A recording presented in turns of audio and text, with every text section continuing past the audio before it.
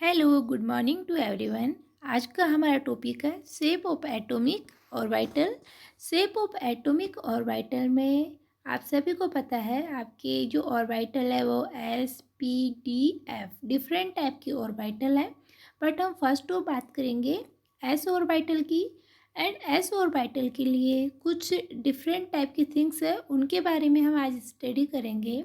First of आपको यहाँ पे जो फर्स्ट वाला ग्राफ दिखाई दे रहा है, ये जो ग्राफ प्लॉट किया गया है वो साई स्क्वायर एंड रेडियस जो आपका न्यूक्लियस है वहाँ से जो डिस्टेंस है उसको हम रेडियस आर से इंडिकेट कर रहे हैं। एंड साई यहाँ पे एक मैथमेटिकली वेव फंक्शन है। एंड साई स्क्वायर आपका इंडिकेट करता है इलेक्ट्रॉन पाए जाने की जो प्रोबेबिलिटी है न्यूक्लियस में, उसको इंडिकेट करता है।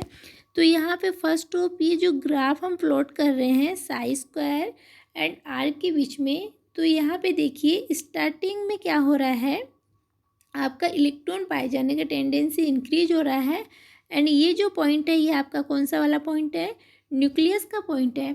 लेकिन धीरे धीरे क्या हो रहा है, आपका साई स्क्वायर का वैल्यू डिक्रीज हो रहा है। एंड यहाँ पे नीचे आने पे ये क्या हो रहा है, एकदम कम होता जा रहा है, बट जीरो नहीं होगा। एंड ये जो हमने लिया है ये आपका 1s ऑर्बिटल के लिए है। अगर हम बात करें 2s ऑर्बिटल के लिए, तो 2s ऑर्बिटल के लिए भी हम क्या करेंगे, साई स्क्वायर एंड आर के बीच में जब हम ग्राफ प्लॉट करेंगे तो यहाँ पे साई स्क्वायर का वैल्यू धीरे धीरे क्या होने लगता है, डिक्रीज होने लगता है। एंड यहाँ पे आके एकदम डाउन हो जाता है, बट जीरो नहीं होगा। या हम कह सकते हैं कि एक तरीके से ये एडजस्ट कर रहा है। एंड फिर से क्या होने लगता है, साई स्क्वायर का वैल्यू धीरे धीरे इंक्रीज होके फिर से डाउन होने लगता है। एंड एक पॉइंट पे आके एकदम क्या हो जाता है, कम हो जाता है। तो यहाँ पे ये जो आपका ये वाला जो पॉइंट है जो एकदम इसको आर वाली रेडियस लाइन को टच कर रहा है, उसको हम बोलते हैं नोडल सरफेस।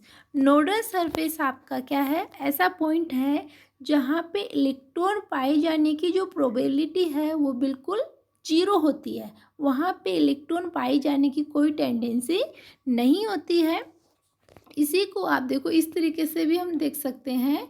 ये जो आपका फर्स्ट वाला ग्राफ है वो 1s के लिए है। एंड सेकंड जो आपका ग्राफ है वो आपका 2s के लिए है। फर्स्ट वाले ग्राफ में क्या हो रहा है, धीरे धीरे साई स्क्वायर का वैल्यू डिक्रीज हो रहा है। एंड यहाँ पे क्या हो रहा है, स्टार्टिंग में ये वाले पॉइंट पे देखो जो वाइट कलर से जो है यहाँ पे इलेक्ट्रॉन का टेंडेंसी मैक्सिमम है। एंड जैसे जैसे साई स्क्वायर का वैल्यू डिक्रीज हो रहा है तो यहाँ पे धीरे धीरे ये जो आप देख रहे हैं यहाँ पे इलेक्ट्रॉन पाए जाने का टेंडेंसी भी क्या होता जा रहा है, आपका कम होता जा रहा है। तो अगर हम बात करें 1s ऑर्बिटल में, तो यहाँ पे नोडल सरफेस की, तो यहाँ पे एक भी नोडल सरफेस नहीं होगा। बट अगर हम 2s में बात करें तो यहाँ पे ये जो वाला आपका पॉइंट है जहाँ पे एकदम डाउन पे आर रेडियस को टच कर रहा है, ये आपका क्या है, नोडल सरफेस होगा, जिसको हम शॉर्ट में NS से इंडिकेट करेंगे, नोडल सरफेस। यहाँ पे भी देखिए अगर इस ग्राफ को हम देखें तो ये वाइट वाला पॉइंट है, यहाँ पे इलेक्ट्रॉन का टेंडेंसी क्या होगा, मैक्सिमम होगा। बट ये जो आपका डार्क ब्लैक कलर से इंडिकेट किया गया है स्पेस है, ये स्पेस आपका इंडिकेट करता है नोडल सरफेस को। इस नोडल सरफेस में इलेक्ट्रॉन पाए जाने की टेंडेंसी बिल्कुल भी नहीं होती है। एंड यहाँ पे नोडल सरफेस कितना होगा, 2s में 1 नोडल सरफेस होगा, जिसको हम ब्लैक एरिया से इंडिकेट कर रहे हैं। उसके बाद में आप देखिए ये धीरे धीरे ब्राइट हो रहा है, तो यहाँ पे ये धीरे धीरे ब्राइटनेस फिर से इंक्रीज हो रहा है। ये इंडिकेट कर रहा है जो आपका ग्राफ फिर से क्या हो रहा है, इंक्रीज हो रहा है। एंड धीरे धीरे फिर से क्या होने लगा है, डिक्रीज होने लगा है। तो अगर आपसे पूछे कि 2s के लिए नोडल सरफेस कितना होगा, ये वाला जो पॉइंट है इसमें ये वाला और इसमें ये ब्लैक एरिया है, ये किसको इंडिकेट करता है, नोडल सरफेस को। तो यहाँ पे अगर हम बात करें तो यहाँ पे दोनों केसेस में हमने देखा कि जो फर्स्ट वाला केस है उसमें साई स्क्वायर का वैल्यू धीरे धीरे डिक्रीज होने लगता है, बट एक भी नोडल सरफेस नहीं है। बट अगर 2s के केस में हम बात करें तो साई स्क्वायर का मान जितना ज़्यादा इंक्रीज होगा, इलेक्ट्रॉन पाए जाने की टेंडेंसी भी आपकी क्या होगी, उतनी ही इंक्रीज होगी। पहले इलेक्ट्रॉन डेंसिटी इंक्रीज होने लगता है, आफ्टर फिर से आपका क्या होता है, डिक्रीज होता है। नेक्स्ट पॉइंट है, अगर इलेक्ट्रॉन पाए जाने की प्रोबेबिलिटी 0 हो तो उसको हम बोलते हैं नॉट्स। एंड किसी भी नॉट्स कैलकुलेट करने का जो फॉर्मूला होता है वो होता है n-1। तो अगर हम बात करें 1s ऑर्बिटल, इन 1s ऑर्बिटल नोड्स कितने होंगे, 0, बिकॉज फॉर्मूला है n-1। एंड 2s में कितना होगा, 1 नोड होगा। एंड 3s में कितने नोड होंगे, 2 नोड्स होंगे। तो ये क्वेश्चन ऑब्जेक्टिव में पूछा जा सकता है कि 1s में कितने नोड्स होंगे, 0, 2s में कितना होगा, 1 होगा, एंड 3s में कितनी नोड्स होगी, 2 नोड्स होगी। उसके बाद में अगर हम बात करें shape of orbital and shape of orbitals में अगर हम बात करें तो इसको हम एक्सप्लेन कर सकते हैं बाउंड्री सरफेस एरिया या बाउंड्री सरफेस डायग्राम के थ्रू। तो बाउंड्री सरफेस डायग्राम से मतलब है आपका कि देखिए ये जो 1s के लिए हमने ये जो बनाया है नोडल सरफेस, तो यहाँ पे बाउंड्री सरफेस जैसे सपोज करो हमने ये वाली बाउंड्री को क्या किया है, सिलेक्ट किया है। अब यहाँ पे देखिए अगर हम ये वाली डायरेक्शन सिलेक्ट करते हैं तो यहाँ पे जितना इलेक्ट्रॉन पाए जाने की टेंडेंसी होगी उतनी ही टेंडेंसी क्या होगी, इस डायरेक्शन में भी होगी, उतनी ही टेंडेंसी क्या होगी, इस डायरेक्शन में होगी। या हम कह सकते हैं कि ये क्या है, आपका एक स्फेरिकल है, तो जितना ज़्यादा ये बड़ा स्फेरिकल होगा उसमें इलेक्ट्रॉन पाए जाने की टेंडेंसी भी उतनी क्या होगी, ज़्यादा होगी।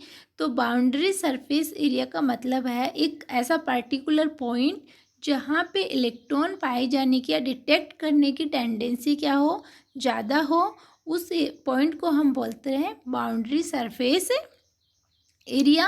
एंड बाउंड्री सरफेस एरिया के बाद में हम देखते हैं representation of orbital. First of हम बात करेंगे एस ऑर्बिटल का। तो जो एस ऑर्बिटल है वो न्यूक्लियस के सबसे क्लोज होता है। ये आपका कोई भी न्यूक्लियस है उसके पास में एस, उसके बाद में आपका पी ऑर्बिटल, उसके बाद में आपका डी ऑर्बिटल। जो ऑर्बिटल न्यूक्लियस के सबसे क्लोज होता है उसकी एनर्जी कम होती है। एंड जैसे जैसे न्यूक्लियस से डिस्टेंस इंक्रीज होता है आपका एनर्जी भी क्या होता है, इंक्रीज होता है। तो 1s ऑर्बिटल के लिए क्या होगा, ये है। 2s का साइज क्या होगा, 1s के कंपेयर में लार्ज होगा। एंड 3s का साइज क्या होगा, 2s के कंपेयर में और भी लार्ज होगा, बिकॉज नंबर ऑफ सेल्स क्या हो रहे हैं, इंक्रीज हो रहे हैं। यहाँ पे 1s है, यहाँ पे 2s है, एंड यहाँ पे 3s है। तो यहाँ पे अगर हम साइज की बात करें तो सबसे ज़्यादा साइज किसका होगा, 3s, उसके बाद में 2s, एंड उसके बाद में आपका 1s। 3s का साइज यहाँ पे मैक्सिमम है compare to 2s and 1s। And आपका जो एस ऑर्बिटल है वो आपका स्फेरिकल होता है। देखो यहाँ पे तीनों भी कैसे हैं, स्फेरिकल है। अब यहाँ पे ये स्फेरिकल रहता है क्यों, बिकॉज ये नॉन डायरेक्शनल इन नेचर होता है, इसकी कोई डायरेक्शन नहीं होती है, इस वजह से एस ऑर्बिटल आपका स्फेरिकल होता है। नेक्स्ट है आपका, इसी डायग्राम में भी देखो आप नोट्स को अच्छे से देख सकते हो। जो 1s है वहाँ पे एक भी नोट्स नहीं है। एंड यहाँ पे 1s में इलेक्ट्रॉन पाए जाने की जो टेंडेंसी है वो मैक्सिमम होती है। एंड 2s में हम देखते हैं कि जो हमने ग्राफ प्लॉट किया था वो हमारा कुछ इस तरीके से था। तो यहाँ पे ये वाला जो पॉइंट था ये क्या किसको इंडिकेट कर रहा था, आपका नोड्स को इंडिकेट कर रहा था। तो यहाँ पे कितने पॉइंट थे, ऐसे 1 पॉइंट थे। इसीलिए यहाँ पे ये जो वाइट वाला जिसको हमने रिप्रेजेंट किया है वाइट से, ये वाइट भी आपका क्या रिप्रेजेंट कर रहा है कि 2s में 1 नोड्स है। ऐसे ही अगर हम 3s का ग्राफ प्लॉट करेंगे तो वो कुछ इस तरीके से आएगा। तो यहाँ पे ये जो टू पॉइंट हैं जहाँ पे साई स्क्वायर का वैल्यू एकदम क्या हो जाएगा, डाउन हो जाएगा। वो पॉइंट आपके यहाँ पे क्या है, नोड्स है। तो यहाँ पे 3s में कितने नोड्स होंगे, 2s, 2 नोड्स होंगे। फिर से एक बार देख लेते हैं, 1s में 0, 2s में 1 एंड 3s में आपके कितने नोड्स होंगे, 2 नोड्स होंगे। एंड नोड्स कैलकुलेट करने का फॉर्मूला क्या होगा नोड के लिए, n-1। इसके थ्रू हम कैलकुलेट कर सकते हैं। नेक्स्ट है हमारा रिप्रेजेंटेशन ऑफ ऑर्बिटल p। जो p ऑर्बिटल होते हैं वो डंबल शेप के होते हैं। किस शेप के होंगे, डंबल शेप के होंगे। ये आपके डंबल शेप है। जैसे हमने कोई एक्सिस लिया, ये x, ये y एंड ये z एक्सिस। एंड हमारे जो p ऑर्बिटल होते हैं वो 3 होंगे। p ऑर्बिटल कितने होते हैं, 3। फर्स्ट हमारा होता है px, सेकंड हमारा होता है py एंड थर्ड हमारा होता है pz। p orbitals are 3, px, py and pz। And p orbitals को हम इस तरीके से भी रिप्रेजेंट कर सकते हैं, ये px, ये py एंड ये हमारा pz। तो इस फर्स्ट वाला हमारा है pz के लिए, बिकॉज हमने जो लॉब्स शिफ्ट की है वो z पे किया है। सेकंड हमारा है px, बिकॉज हमने जो लॉब शिफ्ट की है वो x डायरेक्शन पे की है। थर्ड हमारा है py, जो हमारी लॉब्स है वो कहाँ पे है, y पोजीशन पे है। लॉब्स का मतलब है हम इस तरीके से जो ये बना रहे हैं ये क्या है, लॉब्स है, जिन पे पॉजिटिव एंड नेगेटिव साइन होता है। जब हमने ओवरलैपिंग वाला पोर्शन कवर किया था वहाँ पे हमने इनके बारे में स्टडी की थी। अगर पॉजिटिव लॉब्स ओवरलैप होंगी तो सिग्मा बॉन्ड बनेगा, बॉन्डिंग मॉलिक्यूलर ऑर्बिटल, उनके बारे में हमने स्टडी की थी। तो p ऑर्बिटल हमारी टोटल कितने हो गए, 3, px, py and pz। And इनको हमने इस तरीके से रिप्रेजेंट किया है। नेक्स्ट हमारा है d ऑर्बिटल। d ऑर्बिटल सभी को पता है कितने होते हैं, 5। जो आपकी d ऑर्बिटल है इनको 2 क्लास में हम क्लासीफाइड करते हैं। फर्स्ट है हमारा T2g एंड है Eg। d ऑर्बिटल को 2 क्लास में क्लासीफाइड किया गया है, T2g एंड Eg।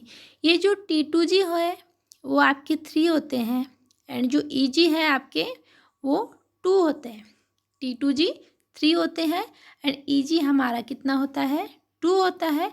तो फर्स्ट ऑफ हम बात करते हैं T2g में कौन से आएंगे, T2g में आते हैं हमारे dxy, dyz, dzx।